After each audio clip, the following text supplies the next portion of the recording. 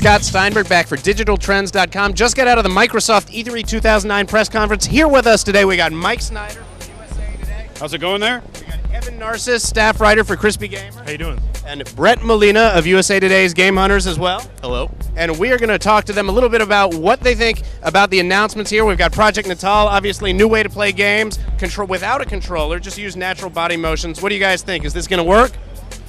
The technology blew me away. I mean, I knew that they were going to announce this, but then to actually see it and to see what Molina's team is doing, it wows me. Of course, I want to know right now, how is this going to relate to me in a game? I think we need to see how that happens next, but it's incredible. How about you, Evan? Are you sold? Yeah, I agree with Mike on Natal. It was really, we all knew it was coming. Rumors about motion control were obviously swirling before E3 for a while, but to see it in action is really amazing. Some of the gameplay, the scanning and interacting with the Milo character that Lionhead is creating over there is really, really kind of awesome. And I think we're still a ways away, like a year or so away from actually seeing it in retail and with consumers getting their hands on it. But it looks like a very promising start.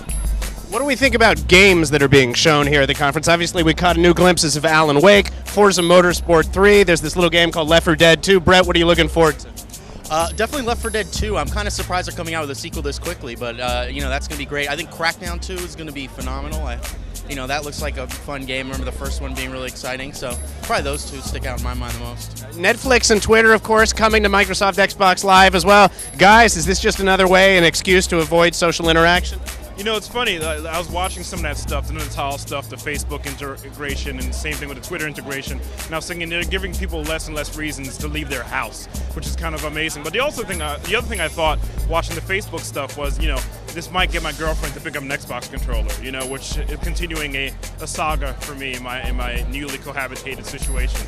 Mike, will this get Evan's girlfriend to pick a controller, or is that going to be up to you? Be careful what you say about my girlfriend. Well, I don't know your girlfriend, but I'm sure she's on a social network, and I think he's right. I mean, not only, you know, with Project Natal, they're talking about how there's a barrier to video games and that the controller is intimidating. Well, if you can show someone a social network on there, that might be another way to break down that barrier to the controller while we're waiting for Project Natal to come about. I gotcha. Now, of course, obviously, video is going to be a big thing as well. Netflix already on the 360, but 1080p instant download video. Brett, is this going to play?